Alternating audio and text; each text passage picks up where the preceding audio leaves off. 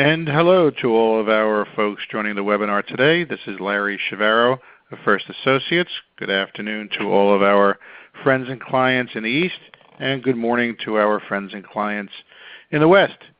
Today is our 12th webinar in our successful alternative lending strategy webinar series, and we're really excited to have our friends from Avid Acceptance and KeyBanc Capital Markets share with you a case study for a first-time issuer, Avid Acceptance.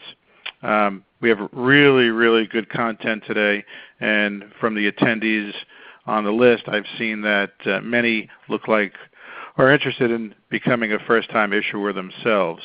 A couple of quick housekeeping items. In the left-hand side, we have a chat bar, so if you have any questions, please send them in. We'll have at least 10 minutes worth of questions at the end. We'll keep the webinar, as usual, to 30 minutes total. If we don't get to your questions, we'll send them over to the presenters and we'll have them answer the questions and send them back out to you. All of our previous webinars are online at the First Associates website, which is www.1stassociates.com, where you can pull all of the webinars as well as our YouTube channel. In a minute or so, I'll introduce Brian and Curtis. Next slide, please.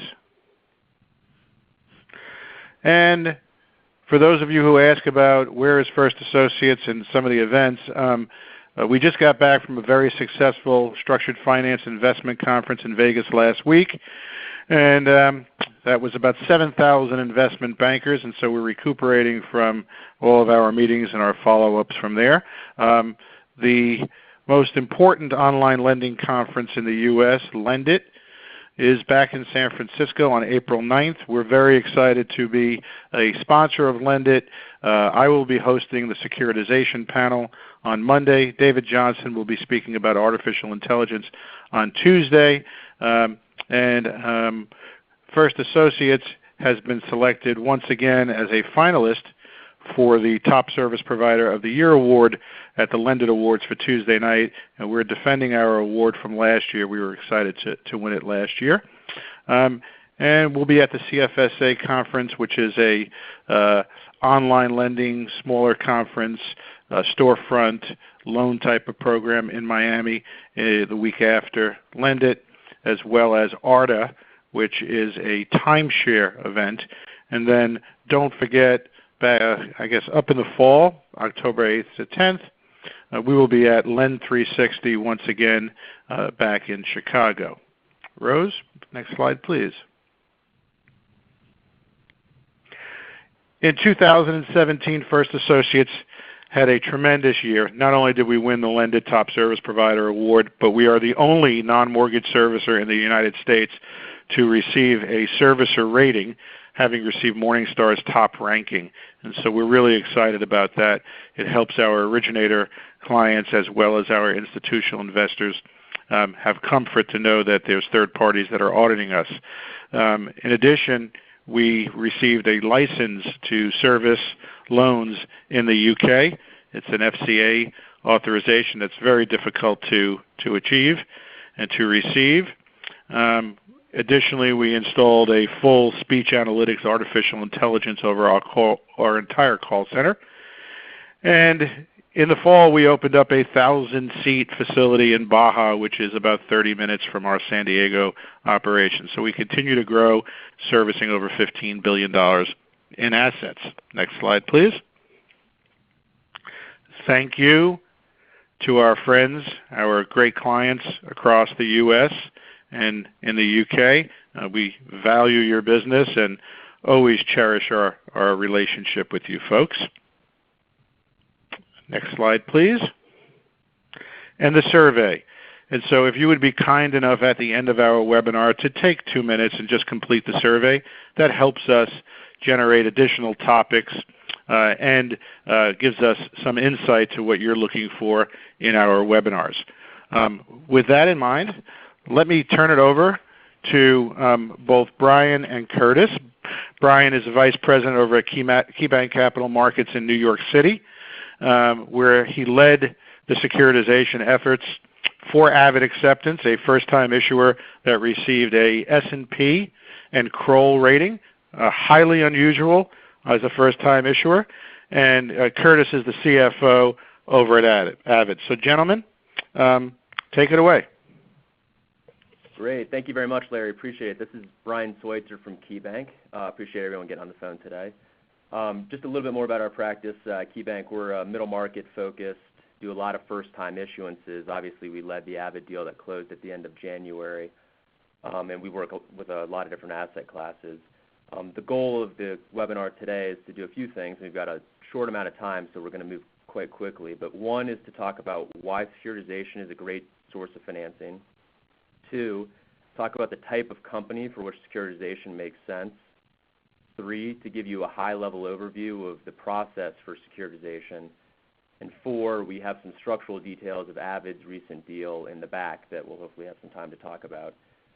Also should have time at the end for Q&A, but to the extent that anything doesn't get addressed on this call, my contact info is at the end, Curtis as well, and I know both of us are happy to answer phone calls and emails if you have questions. With that, Rose, can you go to the next slide? Sure, Brian. I'm getting a little bit of feedback about the volume of your landline, just so you know. So if we could maybe a little bit louder. I just picked it up, so hopefully this is better. Yes, thank you. Great. So why securitization? First thing is securitization is a huge market. There's over $275 billion in issuance last year, and we're on pace to exceed that so far this year. We have found that despite the recent increase in interest rates, that market reception for first-time issuers is extremely strong, and credit spreads, so when we typically price a deal, you price over a benchmark interest rate plus a credit spread. We have found that credit spreads are at or near their post-crisis tights. And to give you some perspective, for Avid, who is a first-time securitizer, did a $114 million deal, their weighted average coupon was 3.15%. And their spreads were the tightest that we've seen from a first-time subprime auto issuer since the crisis.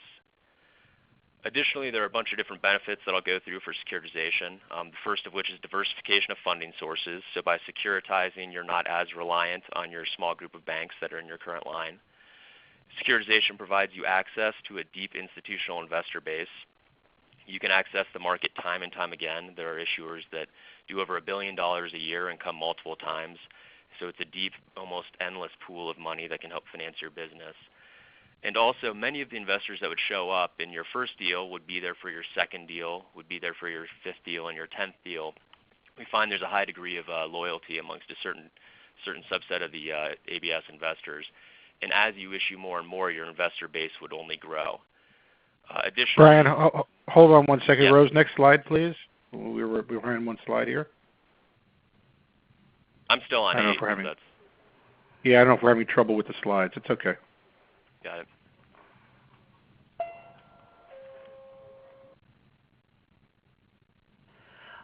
You should be seeing a slide that says why securitization. Do you see that? I do. Okay, great. Thank you. We're on track. Great. Thank you. Okay.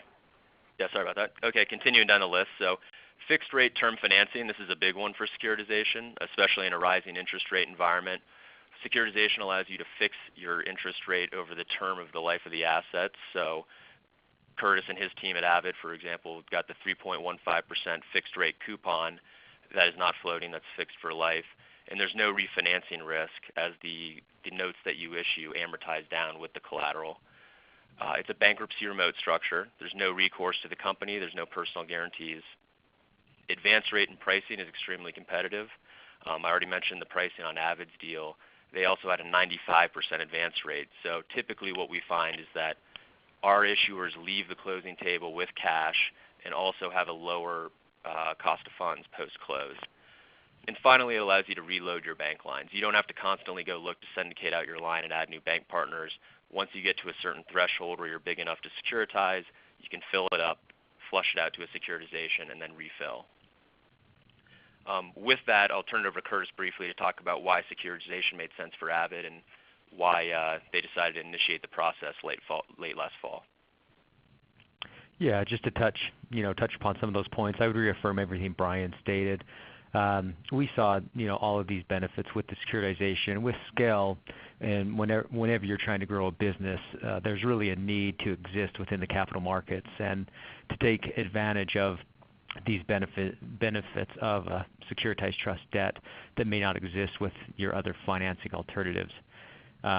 Another benefit is with securitization, you really have a higher level of vetting that exists with securitization, which translates to a higher level of confidence with your existing partners.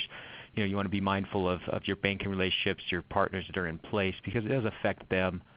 They were key to us and getting to the point, this critical mass, so that we could securitize and hopefully see securitizations annually hereafter. But also, it does provide an extra layer of confidence with the existing partners because of that extra vetting and legitimizing your business, really. Great. Go to the next slide. All right, so here we lay out a very, very high-level securitization process overview.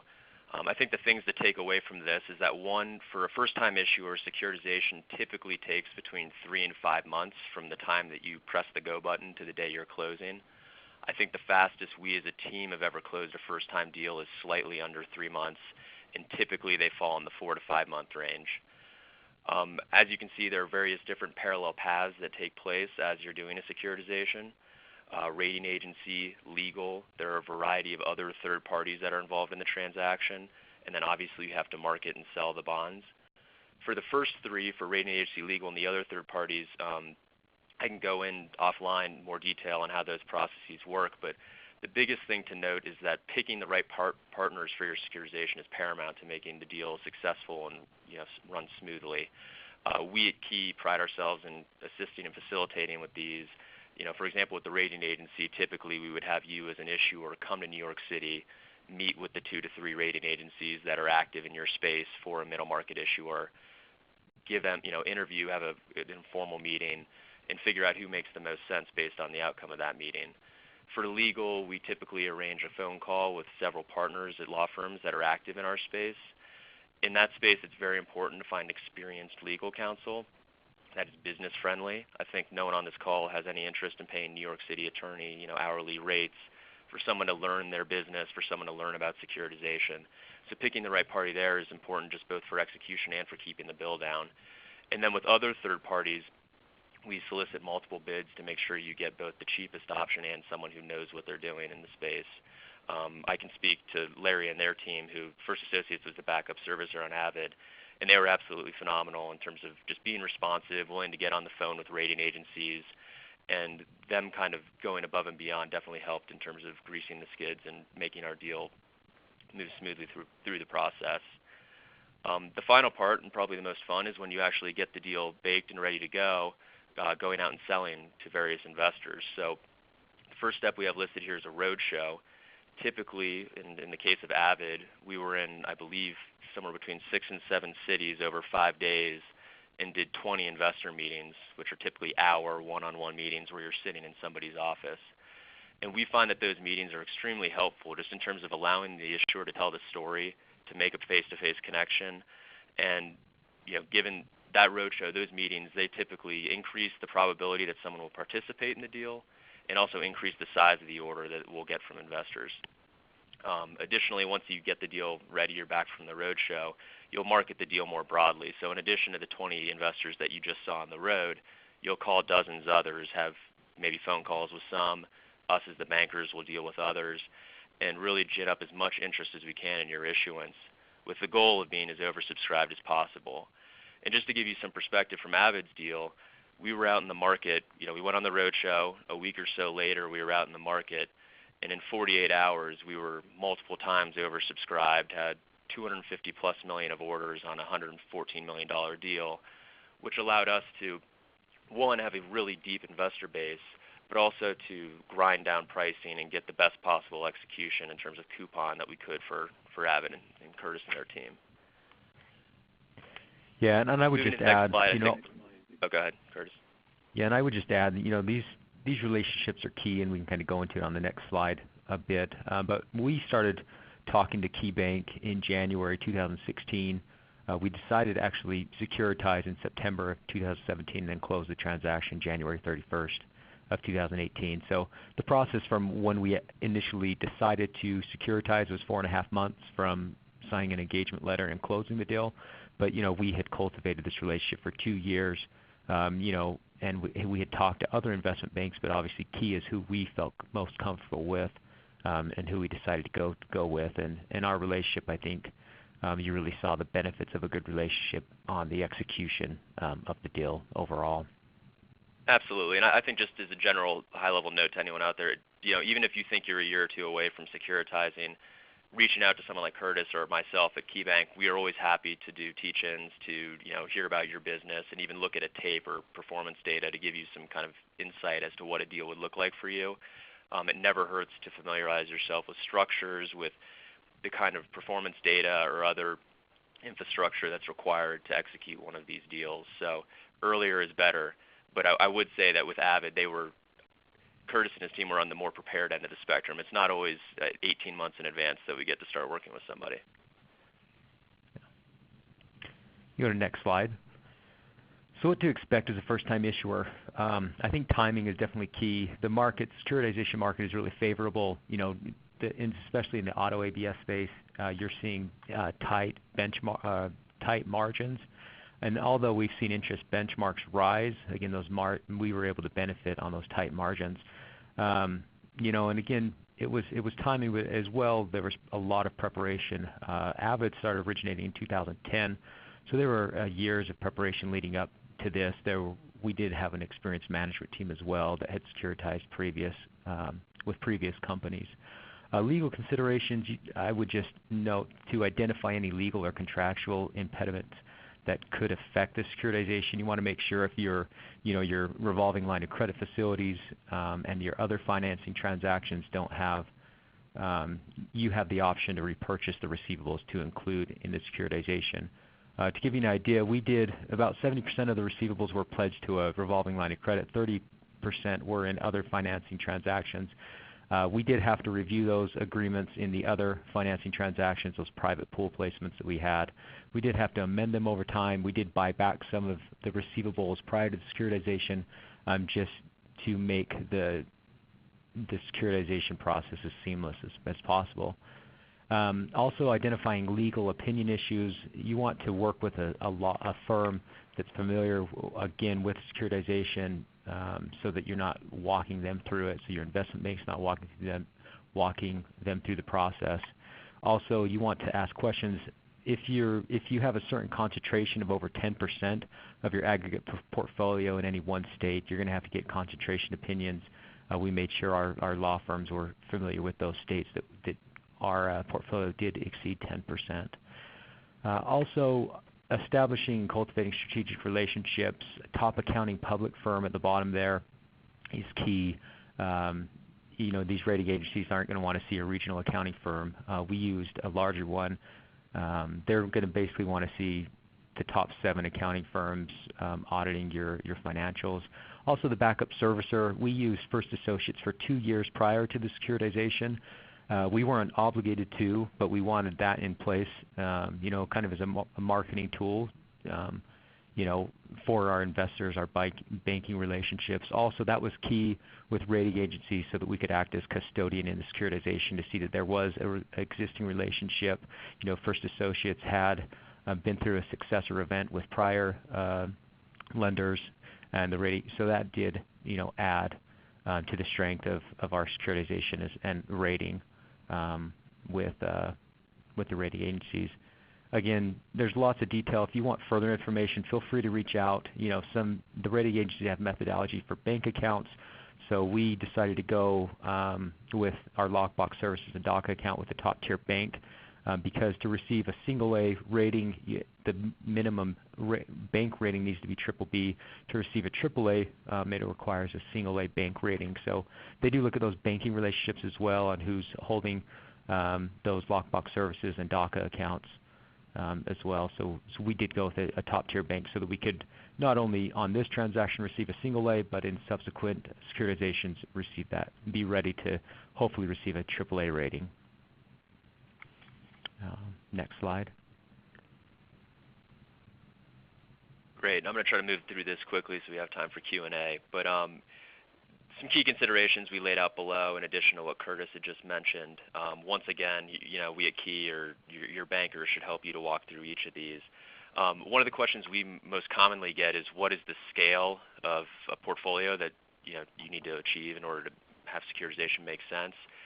We typically say that for issuers that have portfolios of $75 million or more, that is more or less the threshold for where the size of your portfolio makes sense and is big enough to smooth over the fixed costs associated with the deal. So one thing to note about that is that even if you only have $75 million, one of the great features of securitization is what we call pre-funding. And essentially what that means is that up to 25% of your deal, so in a $75 million example, $25 million of your deal, the collateral can be funded over the 3 to 6 months following the close of the transaction. So you would get proceeds from you do a $100 million securitization, you get proceeds based on $75 million. The other $25 million sits in a trust account with the trustee, and as you originate new loans and contribute them to the trustee, you get to pull out that cash. So it allows you to both increase the size of the deal and increase the term, put more loans into the transaction, which once again, given the favorable terms, making the deal as big as possible is something that most issuers want to take advantage of and is something that Avid did as well. We'll caveat it by saying that we have done deals that are smaller than $75 million, so this isn't a universal rule, so there are specialty cases where that's not true. Running through the rest real quick, coordinate with your existing lenders. Curtis had mentioned this. There may be prepayment penalties that are in your line. There may be unused fees. Talking to them early about potentially either waiving or reducing those for securitization is something that makes sense, and we've seen lenders don't love it, but they're open to it. Performance data. Make sure that you track your performance data in a way that makes sense for rating agencies and investors. Once again, Key is happy to help advise on that. There is a monthly servicer report requirement. Curtis can talk a little to that. It's usually a little more involved than what you do on your typical bank lines. We at Key typically provide a template that you can look at and use, and then additionally for the first several months after the deal is closed, help you get the hang of it and review the servicer report and muscle through the process. Also helpful to understand how structures work for your asset class, obviously. We can provide as much information as possible to advise you in terms of what a deal would look like for your company. Always good to have an idea of what that will be in advance and how the cash flow profile will look, just so that there are no surprises as we move into the deal. And then finally, there is a certain amount of management time that's required for this. I know that me and Curtis were on the phone more than we weren't for 2 to 3 months there in the middle of the deal. There's also the roadshow that I had mentioned. You've got to produce data, have Q&A with the rating agencies, work on legal, talk to investors. So making sure that you're not doing maybe some major other infrastructure projects at the exact same time would be extremely helpful just so you have the time to focus on the deal. With that said, 12 and 13 have some structure details for the Avid deal we completed. You guys can review those and follow up with questions, but I think it makes sense to open up for Q&A. Great, and thanks, Brian and Curtis. That was very informative. We actually have a tremendous amount of questions that have kicked in here. Let me go to the first question. I've received it 3 times here. For Brian, could you give us a ballpark of the typical fees that are associated with a securitization? Typically, they vary. So, I mean, it's hard for me to give an exact number without any context in terms of size and asset class. We are happy to provide offline to someone if we want to talk about rough dollar amounts of, give the full boat of legal, other third parties, and then discuss Key, our fee. Typically, that's a little bit above my pay grade, so I know my boss is listening and doesn't want to jump through the phone at me, so I'll punt on that if somebody wants to reach out one-on-one. No worries. And there was a question that just came up for Curtis. What area of the credit spectrum does Avid service? So, Curtis, maybe you can just take a minute and explain where your sweet spot is in the auto lending space. Yeah, so we're a subprime auto finance company. 90% of our portfolio, what's unique about Avid is we do finance what's called open bankruptcy. So 90% of our portfolio is bankruptcy collateral or customers who have recently filed bankruptcy. 10% is the other 10% is traditional subprime. With the rating agencies, I think one thing I would add is be familiar with the rating agencies, read pre-sale reports, be familiar with structure. We were familiar that the bankruptcy collateral was identified by rating agencies to historically outperform traditional subprime, so that was a positive for us, having our 90% of our portfolio reside in that bankruptcy space. Great. I've now gotten this question twice. This is from our friends, the Mellies. For Brian, what's the minimum number of months of performance data that you would require typically in a securitization? This is an interesting question because there's many different answers that we've heard, I guess, based upon the assets. So maybe you could share. Yeah, I think it does vary. I think for a more established asset class, something like subprime auto that's been around for years and years, you can get away with having fewer years of performance data because in some situations a rating agency might be comfortable comping you to other data that they've got out there from other issuers. However, if you're doing something that's truly unique and different, it is a little harder to bootstrap that data and extrapolate it if you haven't experienced a full credit cycle or you only have 2 years of operating history. So unclear answer, but generally 5+ years is ideal. But once again, if you're in a more established asset class, I think that number can be less. And it also depends on which rating agency you're working with. But that's the high-level answer. There is no one answer, as you mentioned. Generally, though, it's flexible. Prefer to have as much as possible. Prefer to have seen at least one credit cycle, but that's not by any means a requirement.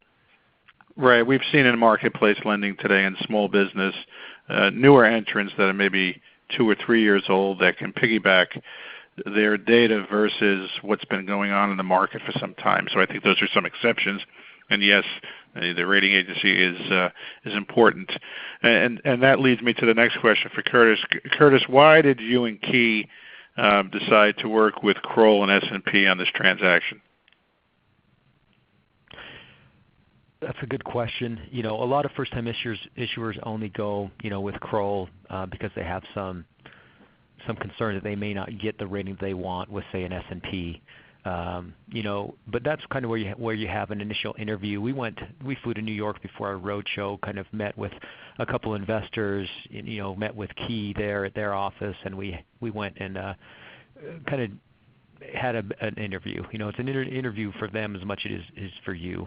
With S&P, we benefited from our preparation with them, and thankfully we were able to get a rating that we wanted. Sometimes, companies may go down that road, and it is a risk. You don't know if you'll get, that single A rating as a first-time issuer or a triple A rating on subsequent securitizations.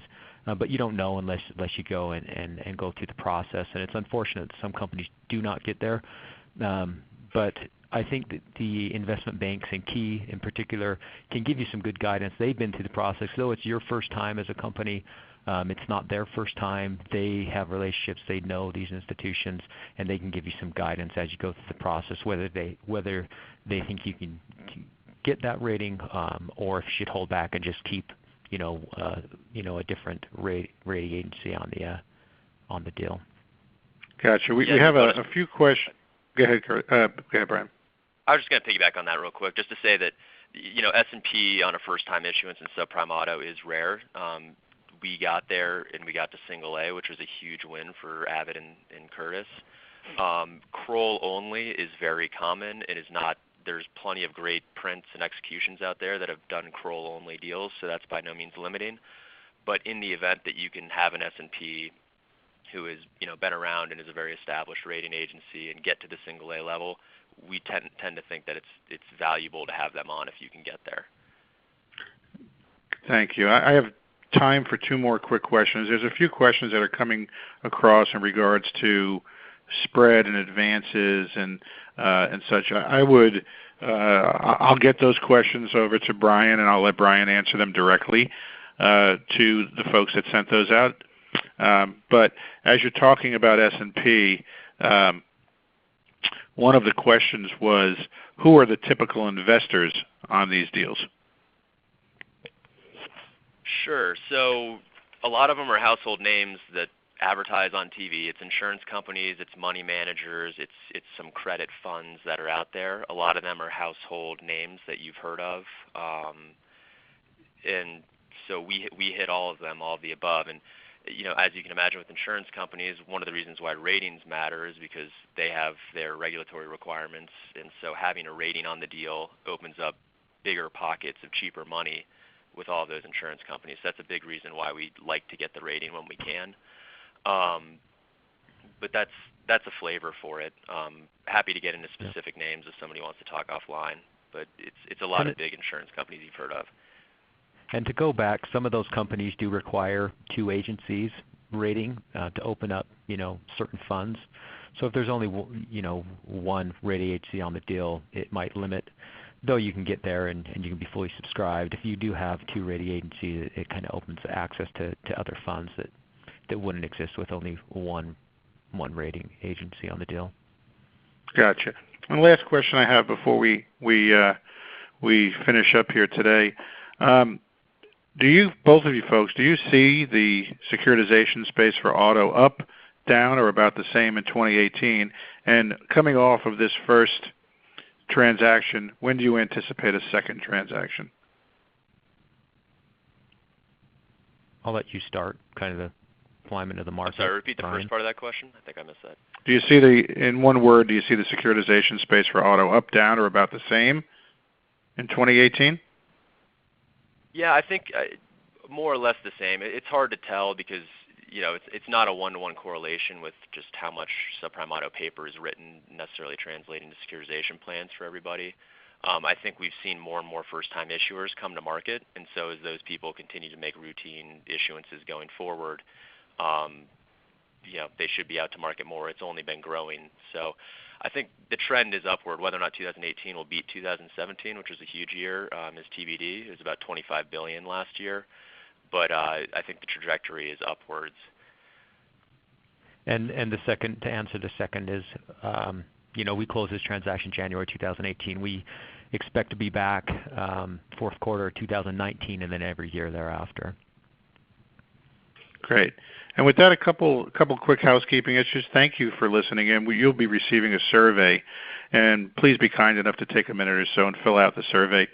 All of the folks on here will be receiving a recording and the PowerPoints that were presented. I know that there was some issues in regards to refreshing screens, and so we will have those sent out as well. If you have additional questions, please send them in, and we will make sure that we get the answers to the questions that we didn't have time to. With that, thank you very much, and look forward to our next webinar, which will probably be in the next 45 days to 60 days after the Lendit conference. Have a great day, and thanks for joining us today.